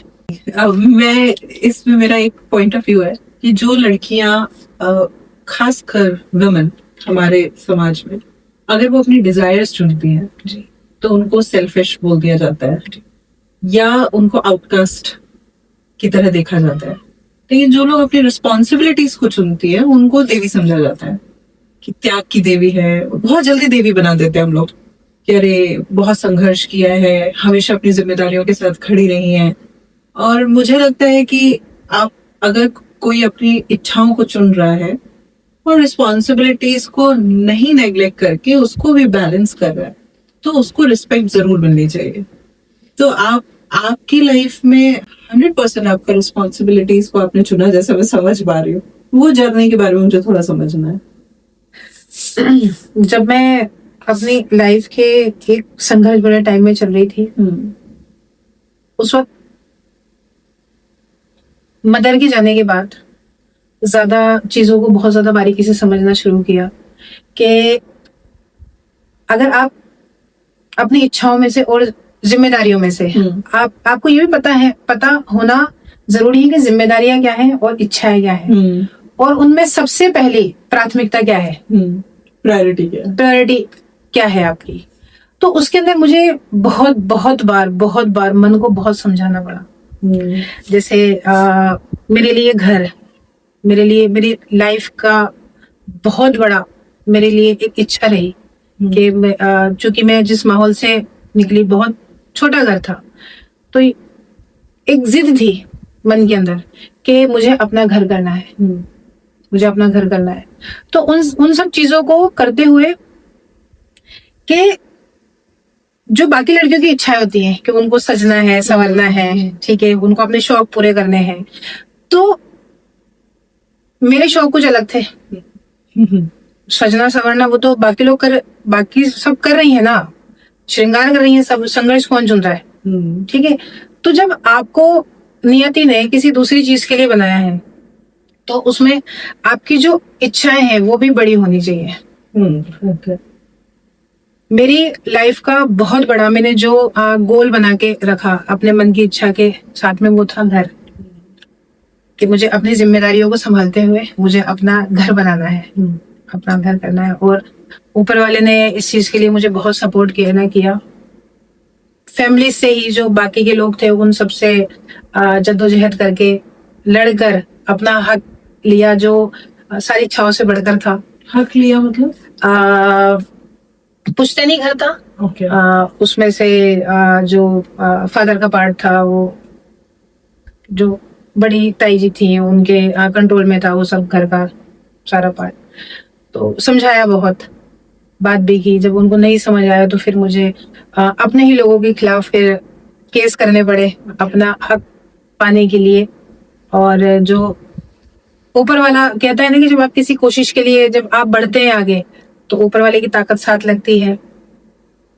तो मुझे काफी सालों की मशक्कत के बाद, केस के बाद जब अपना घर मिला, तो ऐसा लगा कि मेरे मन की सबसे बड़ी इच्छा पूरी हुई है, जो शायद सारे श्रृंगारों से बढ़कर थी वो मेरे लिए चीज, कि आज मैं बोल सकती हूँ कि हाँ, जिम्मेदारियों को निभाते हुए मैंने अपनी कोई एक इच्छा थी जिंदगी की जो मैंने पूरी की। Very nice. तो अभी आप उसी घर में रहते हैं? जी हाँ, मैं अपने उसी घर में रहती हूँ अपनी फैमिली के साथ। सो अर्षा जी, आपके लिए स्पिरिचुअलिटी का क्या मतलब है? मेरे लिए इबादत का मतलब है कि आपके कर्म, कि ऊपर वाले ने अगर आपको जिंदगी दी है तो उसके पीछे की कोई ना कोई उद्देश्य है। कि जन्म लेना आपके वश में नहीं है, वो आप किसी भी पंथ संप्रदाय में आप जन्म ले सकते हैं, लेकिन आपने बड़ों से ज्ञान प्राप्त करके आप उस ताकत को किस तरह से देखते हो, ये आपके ऊपर निर्भर करता है। जैसे मैंने अपनी मदर से सीखा, उन्होंने मुझे कभी भी हिंदू मुस्लिम चीजें जो इस तरह की चीजें हैं उसमें कभी जोड़ा नहीं। उन्होंने कहा कि ना बेटा, इंसानियत सबसे ऊपर होती है, कि अगर कोई आपके घर के बाहर कोई भूखा आया है, ठीक है, और आप नमाज पढ़ने के लिए जा रहे हैं या आप अपनी इबादत के लिए बैठ रहे हैं, ठीक है, तो उस वक्त आप सबसे पहला काम क्या करोगे? आप अपनी नमाज पढ़ने बैठ जाएंगे या आप उस भूखे को खाना खिलाएंगे? क्या चुनेंगे आप? ये आपकी सोच पर निर्भर करता है। तो क्या चुनेगी तू? मैंने कहा मैं पहले खाना खिलाऊंगी उसको। तो यही इबादत है आपकी, कि आप अगर किसी की तकलीफ को अगर आप जरा बराबर भी दूर कर पा रहे हैं, तो ये ऊपर वाले की नजर में इबादत है। और मैंने अपने गुरु से भी यही चीज सीखी कि उन्होंने मेरे लिए इबादत का लफ्ज ही बदल कर रख दिया कि बेटा, आपके लिए इंसानियत सबसे ऊपर होनी चाहिए। क्योंकि वही आपके कर्म बनते हैं कि जब आप किसी की दुख तकलीफ समझते हो और ऊपर वाला आपके जरिए अगर किसी की तकलीफ को कम कर रहा है तो ये आपके जीवन की ये आपके जीवन का सबसे बड़ा उद्देश्य है, उपलब्धि हुई। कि आप ये आपकी आत्मा का सुकून नहीं है, ये चीज आपकी रूह को सुकून देती है। जो हम ढूंढते हैं ना कि सुकून कहाँ है, संतुष्टि कहाँ है, जब आप किसी की तकलीफ को मानकर उसकी तकलीफ को दूर करने की कोशिश करते हैं तो वो डायरेक्ट खुदा की इबादत जैसी है वो। तो मुझे जब इस तरह का जीवन मिला कि मुझे मेरे गुरु को अपने साथ अपने फैमिली मेंबर की तरह जब रखने का मौका मिला, तो महाराष्ट्र ब्राह्मण रहे, भगवती के बहुत बड़े उपासक रहे, तो मैं जब उनको इबादत करते हुए देखती थी तो मुझे उनसे बड़ी ताकत मिलती थी। और जब वो मेरे फादर को जब नमाज पढ़ते हुए देखते थे कि पापा जी आज दुआ करना, तो पापा जी हाथ उठा के दुआ करते थे कि सर आपकी परेशानी दूर हो जाएगी, जो भी तकलीफ है ऊपर वाला अपने आप करेगा दूर। तो मैंने अपने घर में एक खूबसूरती देखी कि मेरे घर के अंदर एक तरफ जहां मेरे गुरु भगवती की आरती कर रहे हैं और दूसरी तरफ मेरे फादर 5 वक्त की नमाज पढ़ रहे हैं। तो गुरुजी आपके साथ ही रहने लगे थे? जी हाँ, बिल्कुल। मेरे गुरु जब मुझे मेरा घर मिला तो मैंने अपने गुरु से बड़ी इच्छा जाहिर की, क्योंकि वो बहुत इबादती रहे, बहुत उनका भगवती के बहुत बड़े उपासक रहे। क्योंकि उनकी वो अकेले रहते थे तो मुझे बड़ी तकलीफ होती थी कि वो अकेले रहते हैं, उनकी देखभाल कौन करता है। तो ये मन में कहीं ना कहीं मेरे था कि ऊपर वाले की अगर मेरा कभी घर हुआ तो मैं हमेशा हमेशा के लिए गुरुजी को साथ रखूंगी अपने। और वो कहते हैं ना कि आपने तो मुंह से बोल दिया, लेकिन ऊपर वाले ने भी कहा कि जा तथास्तु। तथास्तु। ऐसा ही कुछ हुआ मेरे साथ में। और वो जो उनकी जिंदगी की सबसे बड़ी संपत्ति थी, भगवती माता रानी, तो अगर मैं ये कहूं कि मैंने उनको स्थान दिया तो ये मेरे लिए बहुत तकलीफ की बात है ये कि ऊपर वाला खुद आपको चुनता है। तो मैं ये मानती हूँ कि हाँ, भगवती ने मेरे घर को चुना कि वहां मेरे दादा अपनी इबादत करते थे। मेरे फादर के साथ चाहे रोजा रखना हो, अच्छा। वो मेरे फादर के साथ बैठकर रोजा खोलते थे। तो मैंने अपने घर के अंदर धर्म की एक अलग ही खूबसूरती देखी, एक अलग रूप देखा है। सिर्फ फादर के साथ नहीं, मेरे पूरे फैमिली मेंबर, चाहे वो ईद हो, दिवाली हो, वो मेरे गुरुजी के साथ मिलकर हमने बहुत खूबसूरती के साथ तो ये सब चीजें मनाई है। अभी गुरुजी नहीं है तो क्या अभी भी माता रानी आपके घर पे हैं? बिल्कुल, क्योंकि वो तो पूरे ब्रह्मांड में ही है। तो मैं ये कहूँ कि हाँ, उनका आवास अभी भी है, वो ताकत अभी भी मेरे घर के अंदर है, और जब तक उनकी उस ताकत की इच्छा है तब तक रहेंगी वो। वेरी नाइस, बहुत ही खूबसूरत। सो अभी जैसा आपने बताया कि आपकी सबसे बड़ी सपोर्ट मदर थी जी, वो चले गए, फिर आपके गुरु थे जी, वो भी चले गए 6 महीना पहले। अभी इमोशनल सपोर्ट कौन है आपका? बहुत बड़ा नाम, सिर्फ जयपुर में ही नहीं, बहुत बड़ी स्पिरिचुअल ताकत है वो भी, जो जिन्हें मैं माँ बोलती हूँ, वो मेरे गुरु जी की बचपन की दोस्त रही हैं। ओके। जी हाँ, मैंने अपनी मदर के जाने के बाद उनको बिल्कुल माँ के रूप में ही माना है। उनका नाम है रश्मि कुच्छल जी, जो मेरे लिए बहुत ज्यादा इमोशनल, उन्होंने मुझे सपोर्ट किया और अभी भी करती हैं वो। जब भी मैं कभी किसी मसले पर अटकती हूँ, कुछ मुझे अगर उनसे गाइडेंस की जरूरत पड़ती है, तो मैं बिना किसी झिझक के उनके सामने बिल्कुल ट्रांसपेरेंट होकर अपनी बात करती हूँ, और मुझे उनसे बहुत ज्यादा सपोर्ट मिलता है। जी, नाइस। सो शादी के बारे में हमने बात नहीं करी जी। तो आप मैरिड हैं, नहीं हैं, या करेंगी नहीं करेंगी? नहीं जी, अभी मैंने शादी नहीं की। और शादी को लेकर बहुत पॉजिटिव हूँ। ओके। ऐसा नहीं है कि शादी नहीं करनी, क्योंकि आपकी लाइफ का एक बहुत बड़ा पार्ट है और हम चूंकि समाज में रहते हैं तो सामाजिक होकर जीना पड़ता है हमको। ऐसा नेगेटिव थॉट नहीं है। हाँ, अगर आपको कोई ऐसा इंसान मिले जो आपको मेंटली और इमोशनली संभाल सके, क्योंकि एक फीमेल के साथ बहुत सारी चीजें चलती हैं, तो ऐसे में अगर कोई ऐसा शख्स मिलता है जो हाँ आपको मेंटली और स्ट्रांगली संभाल ले, मुझे अगर मेरी लाइफ में अगर कोई आता है ऐसा, तो जरूर मैं तो आप ओपन है? बिल्कुल। अर्शिया जी, जैसे हमने बहुत सारी आपकी उपलब्धियां सुनी है अभी, आपका एजुकेशन जो कि 3 बार मास्टर्स किया है, उसके बाद आपका थिएटर जर्नी, फिर उसके बाद आपका एज अ डायरेक्टर और एज अ एक्टर जो आपकी रिस्पॉन्सिबिलिटीज रही हैं, एज अ टीचर आपने एज अ टीचर भी पढ़ाया है, और जहाँ से मुझे पता है आप सोशल वर्कर भी हैं। तो ये सोशल वर्कर कब बनी, कैसे बनी और क्या करती हैं आप सोशल वर्क? मैम, मैं HIV पॉजिटिव बच्चों के साथ काम करती हूँ। ओके। और सोशल वर्क फील्ड में आना, ये मैं थिएटर में आने के बाद ही मैं सोशल वर्क से भी जुड़ी। मेरे गुरुजी एक बात कहते थे हमेशा कि बेटा, थिएटर जो है ना वो समाज का सबसे बड़ा आईना है। ओके। सबसे बड़ा माध्यम है। रंगमंच एक ऐसा माध्यम है जो समाज के सारे पहलू दिखाता है और समाज में बदलाव लाने का भी सबसे बड़ा माध्यम है।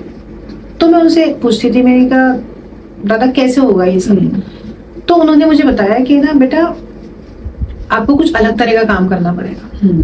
आप थिएटर कर रहे हैं, खुद की पर्सनैलिटी में तो चेंज लेकर आ रहे हैं आप, लेकिन आप समाज में कैसे बदलाव ला सकते हैं? तो पूरा समाज तो नहीं बदल सकता, लेकिन किसी एक में भी अगर आप बदलाव लेकर आए तो ये आपकी जिंदगी को बहुत ज्यादा सफल बना देता है। तो ऐसे उन्होंने मुझे एक दिन अचानक कहा कि मैं तेरे को एक NGO में लेकर चलूंगा। ठीक है कि HIV पॉजिटिव बच्चों का है। मैंने कहा कोई प्रॉब्लम नहीं है, क्योंकि मैं कुछ चीजों में बहुत ज्यादा खुले विचार है। कि मेरी एक फ्रेंड है बचपन की, रश्मि गुच्छल, जिनका मैंने अभी आपको जिक्र किया कि वो मेरी माँ है, बहुत ज्यादा इमोशनली सपोर्ट रहा है उनसे।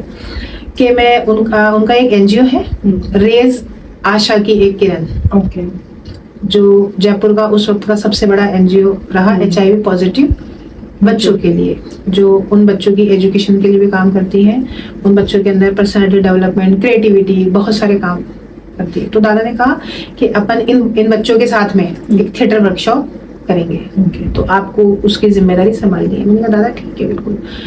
तो इस तरह से मैं उस NGO में जाके जब बच्चों से मिली, एक बच्चों का ऐसा तबका जो समाज से बिल्कुल कटा हुआ है, HIV एड्स से इन्फेक्टेड बच्चे, जिनसे आज भी 21वीं सदी में भी लोग इतना जुड़कर बात करना पसंद नहीं करते।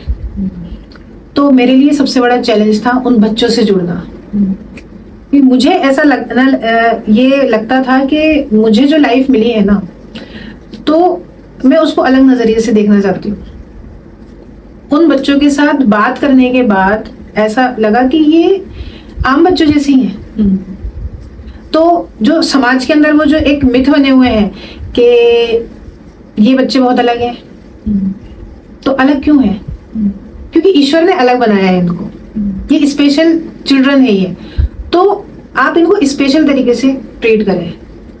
तो इस तरह से जब मैं थिएटर के थ्रू जब मैं इन बच्चों के साथ जुड़ी, तो मेरी सोच के अंदर बहुत बदलाव आया कि जो समाज की जो दौड़ है, जिस तरह से लोग जी रहे हैं, और एक ये जो बच्चे जो अपने आप में टैलेंटेड हैं इतने, तो आप इनको थिएटर के जरिए समाज के बीच किस तरह से जोड़ के रख सकते हैं।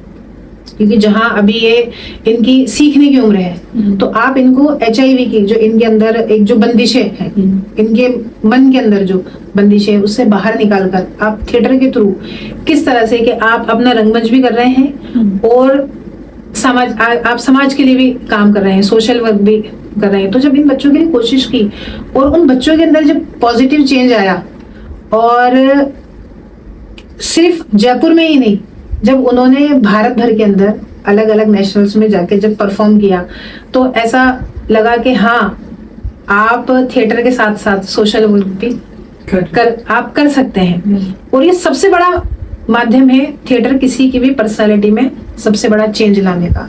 तो जब थिएटर मेरे अंदर चेंज ला सकता है तो इन बच्चों के अंदर भी चेंज आ सकता है। सो किस एज ग्रुप के बच्चे होते हैं मैम? उस एनजीओ के अंदर 4+ से और 18 साल की एज तक के बच्चे मिलेंगे। और इनको मतलब पेरेंट्स छोड़ के जाते हैं या पेरेंट्स नहीं होते हैं? बच्चे आते कहाँ से हैं? मैम ये CWC डिपार्टमेंट है, वहाँ से ये इन बच्चों का रजिस्ट्रेशन किया जाता है। फिर दिन जो अलग अलग एनजीओज हैं, जैसे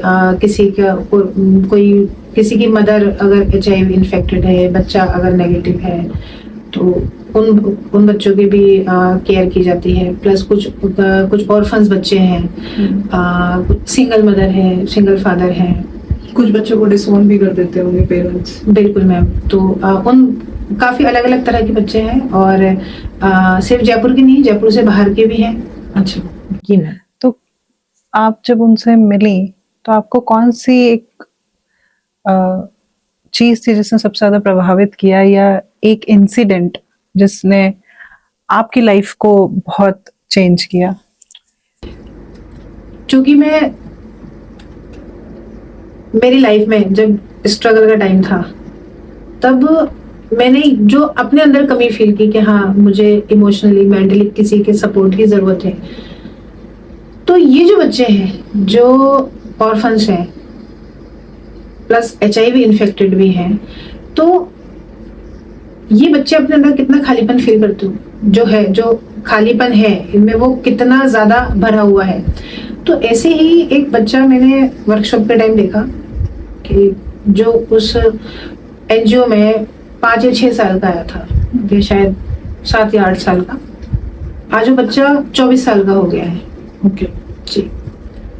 उस बच्चे को अभी 2 साल पहले जब वर्कशॉप हुई तो उस बच्चे को मैंने बड़ा करीब से देखा, जो बहुत ज्यादा इंट्रोवर्ट बच्चा, जो बहुत कम बात करता था किसी से, जो सिर्फ अपनी पेंटिंग बनाने में लगा रहता था। तो उसको चुपचाप, मतलब क्योंकि आज हम किसी को अगर मापते हैं ना तो उसके बोलने के तरीके से मापते हैं, जबकि मौन सबसे बड़ी ताकत होती है कि वो अपने अंदर बचपन की वो जो तकलीफ है वो सब सहकर बैठा हुआ है वो। तो मैंने एक बार ऐसे ही जब दादा से जिक्र किया, दादा ये जो बच्चा है ये वर्कशॉप में भी इंटरेस्ट कम दिखाता है, सिर्फ अपने पेंटिंग्स लिए बैठा रहता है, लेकिन जो इसकी आंखें है ना वो बहुत कुछ कहती है।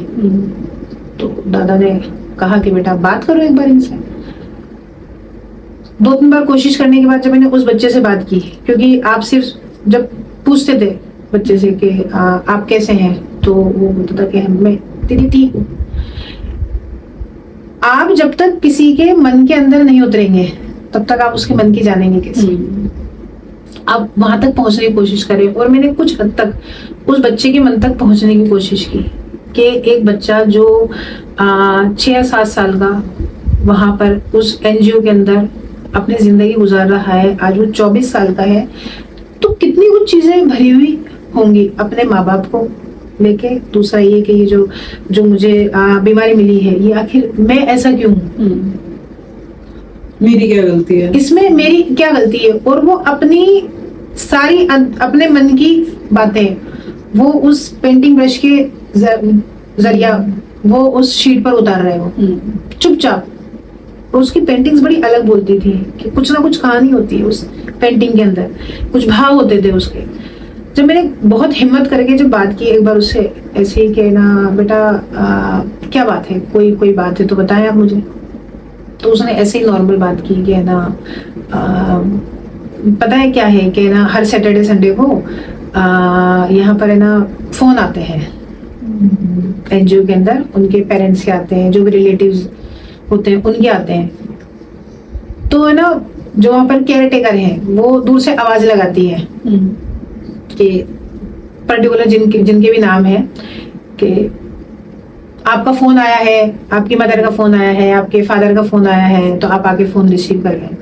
मेरे लिए कभी कोई फोन नहीं आता उस लैंडलाइन के ऊपर, तो मुझे बड़ी तकलीफ होती है इसकी।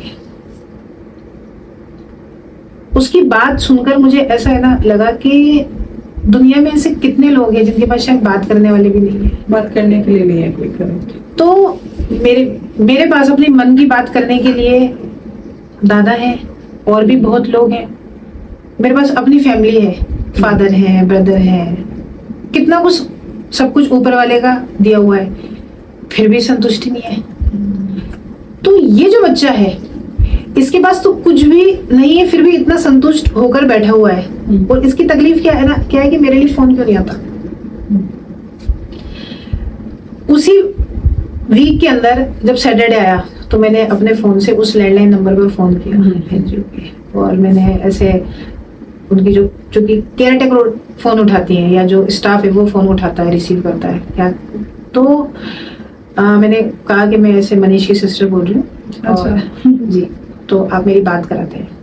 तो उन्होंने दूर से लगाई आवाज, वो मनीष आपका फोन आया है। और जो कि मैं उस बच्चे के भाव नहीं देख पाई, वो 20 सेकंड में आ गया वो कि हेलो कौन बोल रहा है। मैंने कहा बेटा मैं आपकी दीदी बोल रही हूँ। कि कौन? मैंने कहा अर्शिया दीदी बोल रही हूँ आपकी ये तकलीफ थी ना कि सैटरडे को फोन नहीं आते आपके, तो आज मैं आपसे आपकी सिस्टर बनकर बात कर रही हूँ। उसने ना बहुत दबी दबी आवाज में बात की कि हाँ मैम मैं ठीक हूँ। तो मतलब वो शायद उसके लिए बहुत शॉकिंग वाला था कि कोई मेरे लिए फोन कैसे कर सकता है।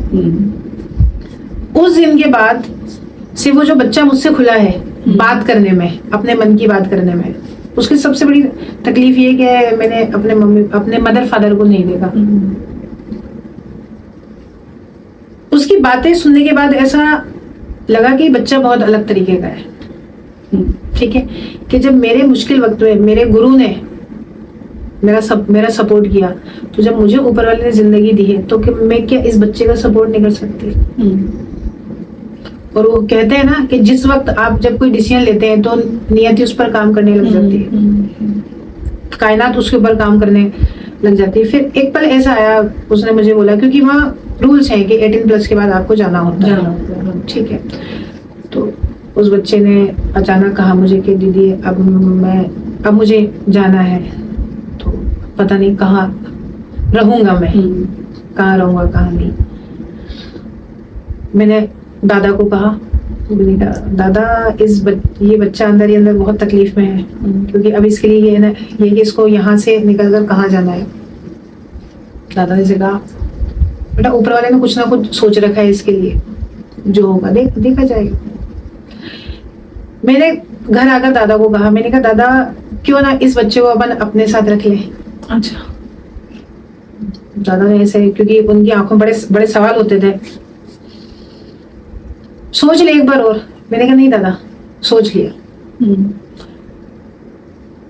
उस डिसीजन को लेने के कुछ वक्त के बाद में ही दादा की अचानक तबीयत खराब हुई। तो अभी मनीष आपके साथ ही रहता है? जी हाँ। और कहते हैं ना कि नियति बहुत कुछ तय करके रखती है, आपके लिए भी दूसरे के लिए भी। आप सिर्फ माध्यम बनते हो। सही बात है। तो बच्चा आज हमारे साथ हमारा फैमिली मेंबर बन के रहता है वो। तो ये मेरी जिंदगी का एक बहुत बड़ा एक उपलब्धि है ये मेरी, कि उस एनजीओ के माध्यम से या थिएटर के माध्यम से, या यूं कहे कि आपको जो जीवन मिला है उसके अंदर, हाँ अगर आपको कुछ अच्छा काम करने का मौका मिला है बिना किसी फल के, तो मैं ये मानती हूँ कि हाँ ये एक मेरे लिए बहुत बड़ी उपलब्धि रही है। वेरी नाइस, बहुत इंस्पायरिंग है, बहुत इंस्पायरिंग है। Thank you. सो अर्षा जी, बहुत ज्यादा इमोशनल था ये वाला जो हमारा डिस्कशन था प्रीवियस, और जितना मैं आपका सुन रही हूँ लाइफ, मुझे ऐसा लगता है कि जितना आपको मिला है आपने उसका डबल करके ही दिया है, ऊपर वाले को भी, सोसाइटी को भी। तो अगर आपका किसी ने हाथ पकड़ा तो आप उनको अपने घर ले आए उनकी सेवा करने के लिए। आप उस बच्चे को, जो बच्चा शायद बचपन से अपने माताजी, पिताजी, भाई, बहन सारे रिलेशन ढूंढ रहा होगा और वो पेंटिंग में उन रिलेशंस को उतारने की कोशिश करता होगा, आप उसको घर ले आई और आज उसको परिवार में रख रखा है, डिस्पाइट ऑफ जो उसको HIV है उसके, और कहाँ हमारी सोसाइटी के अंदर HIV के बच्चों को या HIV पेशेंट्स को भी एक्सेप्टेंस ही नहीं है। बहुत सारे मिथ हैं उसके अराउंड, खाना खाने से हो जाता है, इससे हो जाता है, उस पर हम बात करेंगे। लेकिन उससे पहले ये सेगमेंट हमारा है रैपिड फायर। इसमें आपको सोचना नहीं है, जैसे ही मैं सवाल पूछूंगी उसका नेक्स्ट मोमेंट में आपके दिमाग में जो आता है वो आपको बोलना है, जी विदाउट टेकिंग एनी टाइम। थोड़ा इमोशंस के बाद थोड़ा सा फन। जी बिल्कुल। ओके, सो कोई रिग्रेट? सोचना नहीं है। अभी तक नहीं हुआ। Okay, dream? जब तक आखिरी सांस है अच्छा काम करते रहना। ओके, थिएटर आपके लिए क्या है? इबादत। स्पिरिचुअलिटी आपके लिए क्या है? किसी की तकलीफ को दूर करना। आपके लिए अभी कौन इंस्पिरेशन है आज की तारीख में? मेरी माँ रश्मि गुच्छल। आज से 5 साल बाद आप अपने आप को कहाँ देखती हैं? चूंकि मैं थिएटर से भी जुड़ी हूँ, सोशल वर्क से भी जुड़ी हूँ, तो मन में बहुत है कि थिएटर एकेडमी वो रन करनी है और आगे बहुत बच्चों को थिएटर सिखाना है। Very nice.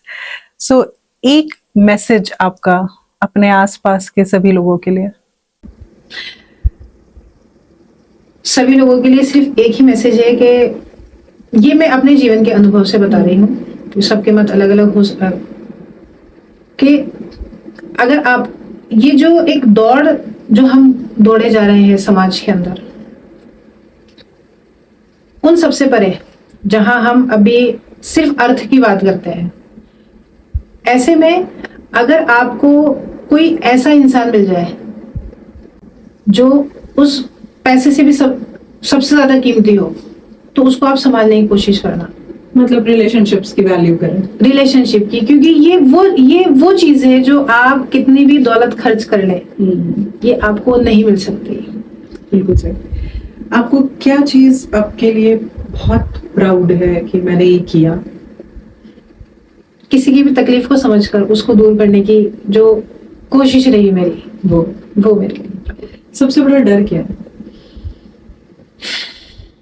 अपनों को होने का। कोई एक चीज जो आप पीछे जाके बदलना चाहती हैं अपने जीवन में? मेरी मदर का जाना। ओके। आपके लिए ट्रॉमा एक शब्द में क्या है? जब हम अपने मन की बात किसी को कह नहीं पाते, तो वो ट्रॉमा में कन्वर्ट हो जाता है। वो चीजें ट्रॉमा में कन्वर्ट हो जाती है।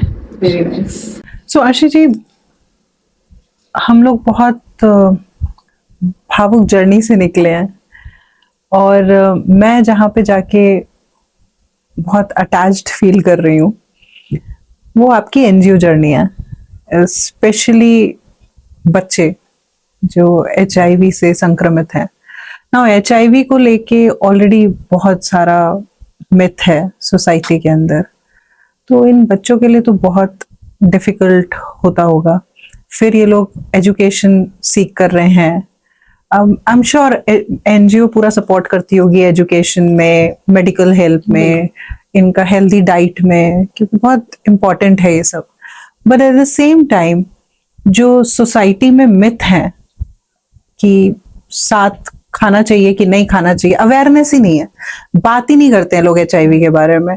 एक बार के लिए कैंसर के बारे में ओपनली बात करेंगे, कोई और बीमारी है तो ब्रेन ट्यूमर है किसी का, यहाँ तक कि बहुत ताज्जुब की बात है, हम साइकोलॉजिकल इश्यूज जो होते हैं, पर्सनालिटी डिसऑर्डर हो गया, बाइपोलर डिसऑर्डर हो गया, हेलुसिनेशन हो गया, इनको थोड़ा सा डिफरेंट कॉन्टेक्स्ट में हम शायद एक बार के लिए बात कर लेते हैं, लेकिन HIV से रिलेटेड लोग बात करना पसंद नहीं करते हैं, राइट? तो मैं चाहती हूँ कि आप थोड़ा सा इसके ऊपर अवेयरनेस क्रिएट करने के लिए हमको बताएं कि HIV कैसे होता है, और जिनको HIV होता है उनका मैरिज, सेक्सुअल रिलेशनशिप और साथ में अगर वो बच्चा करना चाहते हैं तो वो जर्नी वो लोग कैसे तय करते हैं और इसका इलाज कैसे होता है? जैसे कैंसर में स्टेजेस होती हैं, तो क्या HIV की भी स्टेजेस होती हैं? जी। अगर होती हैं तो कौन सी स्टेज क्रिटिकल है और कौन सी स्टेज जो है वो नॉर्मल है? तो ये थोड़ा सा मुझे जानना है। सबसे पहले तो ma'am HIV human immuno virus पढ़ा तो बहुत है इसके लिए, करेक्ट है, और आज भी किताबी ज्ञान तो सब लोगों ने सबको है, लेकिन जब एक्चुअल इस तरह के जब लोगों से मिलने की बात आती है, हर कोई चाहता है कि मैं सोशल वर्क करूं, सिर्फ इसलिए क्योंकि उनको दान करना है, ठीक है ना, अपने कर्मों को या अपने कर्मों को उनको बैलेंस ठीक करना है, हाँ। बढ़ाना है, ठीक है। लेकिन जब बात आती है कि ये होता कैसे है, तो पहला तो है इसका कि अगर आप बिना किसी प्रोटेक्शन के जब आप सेक्सुअल रिलेशन बनाते हैं, या अगर कोई पहले से ही कोई HIV इन्फेक्टेड है, उसके जब आप जब कनेक्शन में आते हैं, फिजिकल रिलेशन जब करते हैं, तो उससे ये इसके चांसेस ज्यादा बढ़ जाते हैं। दूसरा है कि इस्तेमाल की हुई जो सीरिंज है, उसको अगर आप दोबारा अगर यूज में ले रहे हैं, तो उससे HIV के ब्लड का जब जी हाँ ट्रांसफ्यूजन जी हाँ, मतलब आपको सेकंड टाइम इंजेक्शन यूज नहीं लेना है, हाँ। ठीक है। थर्ड है इसका अगर कोई मदर प्रेग्नेंट है, वो खुद अगर HIV इन्फेक्टेड है, तो उसके होने वाले बच्चे को 99% चांसेस बढ़ जाते हैं। तो ब्रेस्ट मिल्क में भी पॉसिबिलिटी है HIV ट्रांसमिशन की? बहुत कम है, कम होती है पर होती है। और फोर्थ है कि अगर कोई गलती से कोई आपको HIV इन्फेक्टेड खून अगर आपको चढ़ता है, उससे आप मतलब ये 4 रीजन हैं जो मेजर हैं जिनसे HIV होता है। जो इसके रीजन है, तो उससे बचने के तरीके भी वही हैं। आई थिंक ब्लड या सीमन, मतलब ब्लड के कनेक्शन में आते ही, या फिर सीमन का कनेक्शन, या फिर सीमन का कनेक्शन, ठीक है। तो इससे बचने के भी यही तरीके हैं, और हम लगातार इस कोशिश में है, चाहे वो नुक्कड़ नाटक के जरिए हो या बहुत कैंपेन चलते हैं 18+ जो आफ्टर केयर के बच्चे हैं, उनके थ्रू लगातार कैंपेन चल रहे हैं कि आज भी NGOs के अंदर 4+ एज के बच्चे अगर आ रहे हैं अभी भी, तो इसका मतलब अभी भी समाज में जागरूकता नहीं है। और एक डेटा मैं पढ़ रही थी जहाँ पे 2021 या 23 के बाद केसेस बढ़े हैं, और वो कुछ स्टेट्स हैं, सिटीज हैं जहाँ पे बहुत ज्यादा है। त्रिपुरा उसमें से एक थी। जी, मैं अभी वही केस आपको बताने वाली थी कि अभी कुछ टाइम पहले शायद वहीं पे ही एक न्यूज आई थी कि आई थिंक कॉलेज या यूनिवर्सिटी के बच्चे सभी एक साथ HIV पॉजिटिव हो गए, क्योंकि उन्होंने एक ही सिरिंज से आई थिंक ड्रग्स वगैरह या कुछ उन्होंने यूज लिया, एक ही सिरिंज से सभी एक साथ उनके HIV का इन्फेक्शन हुआ। बहुत सैड है ये। और ये अवेयरनेस कैंपेन, ऐसे बहुत सारी NGOs हैं जो इसमें काम कर रही हैं, बट स्टिल आज भी अवेयरनेस नहीं है। प्रोटेक्शन को लेके, सेक्सुअल प्रोटेक्शन को लेके अवेयरनेस है लोगों में, पर वो डिफरेंट कॉन्सेप्ट के थ्रू है। HIV से रिलेटेड इंफॉर्मेशन या उसके आफ्टर लाइफ में क्या चैलेंजेस आते हैं, वो अवेयरनेस नहीं है। तो yes, you are rightly said. तो ये जिनको HIV होता है, क्या वो सेक्सुअल रिलेशनशिप मेंटेन कर सकते हैं? बिल्कुल कर सकते हैं। ओके जी, किसके साथ? लेकिन जैसे कोशिश की जाती है कि ज्यादातर अगर कोई अगर HIV इन्फेक्टेड है, तो वो अगर सेम पार्टनर हो HIV अगर HIV का सेम पार्टनर हो, तो हाँ उसमें ये होता है कि हाँ आप HIV को स्प्रेड होने से रोक रहे हैं। ओके, क्योंकि जो फिजिकल नीड है, हाँ, वो तो एक एज के बाद आपको, बट सपोज इसमें स्टेजेस होती होंगी, तो एक HIV पॉजिटिव की स्टेज 1 पे है फॉर एग्जांपल, और एक उसी का दूसरा पार्टनर जो है, से male partner HIV positive first stage पे और फीमेल पार्टनर थर्ड स्टेज पे, अगर वो लोग सेक्सुअल रिलेशनशिप में आते हैं, तो क्या फर्स्ट स्टेज वाले को स्पीड अप कर देगा, ऐसा कुछ होता है?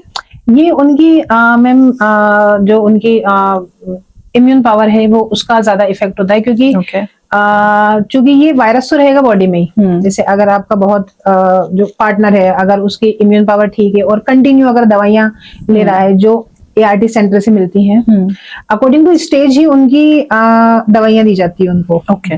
उन पावर की कि कितना उनके वायरस का कितना इफेक्ट है उन पे। तो अगर वो कंटिन्यूसली अगर वो उसको यूज लेते हैं दवाइयां, तो उसके बाद उनकी स्टेजेस कम होती जाती हैं। जैसे सपोज अगर वो 3rd स्टेज पे, लेकिन फिर भी कुछ मेडिकली अगर उनको अगर फिजिकल रिलेशन में अगर वो लोग आते हैं, तो इसका थोड़ा ध्यान रखना पड़ता है कि आप प्रोटेक्शन तब भी यूज करना पड़ता है। प्रोटेक्शन तब भी आपको यूज लेना ओके। पड़ता है कि क्योंकि बहुत सारे, जैसे अगर हम महानगरों की अगर बात करें, तो महानगरों में बहुत सारे पर्सन ऐसे हैं जिनको नहीं पता कि वो HIV इन्फेक्टेड हैं। खुद को भी नहीं पता होता खुद को भी नहीं पता, क्योंकि उनकी इम्यून पावर इतनी स्ट्रांग है, तो उनको पता ही नहीं पड़ पाता। तो कैसे पता चलता है? इम्यूनिटी वीक होती जाती है विद टाइम? बिल्कुल, उनकी फिजिकल बहुत ज्यादा वीक होते हैं, और जब कुछ कंडीशंस में जब उनकी हेल्थ रिकवर नहीं कर पाती, तो फिर कई तरह की जो जांचें की जाती हैं, उसके बाद फिर इसका पता लगता है कि HIV है। अगर है तो उसको किस तरह से आपको ट्रीट करना है, क्योंकि बॉडी से तो ये जाएगा नहीं कभी। अभी तक कोई इसकी दवाई आई नहीं है।